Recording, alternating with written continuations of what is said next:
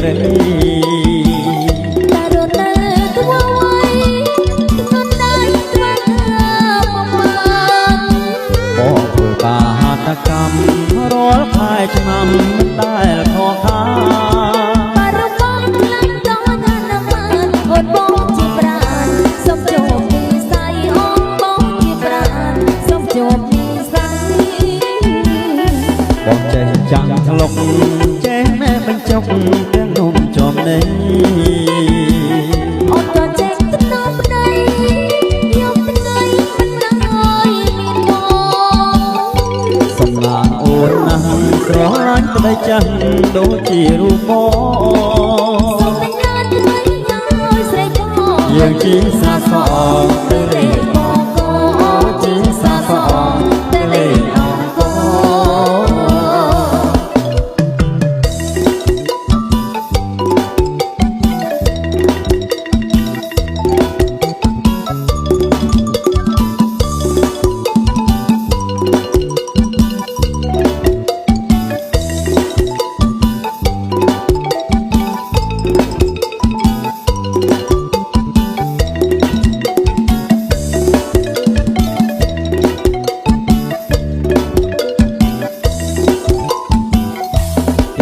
ខ្ញុំចាស់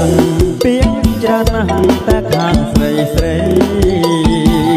តែរត់នៅទួវ័យមិនได้ស្វាគមន៍បងធ្វើការតកម្មរាល់ខែឆ្នាំមិនដែលខកខានបារម្ភខ្លាំងដល់ណាស់ណាស់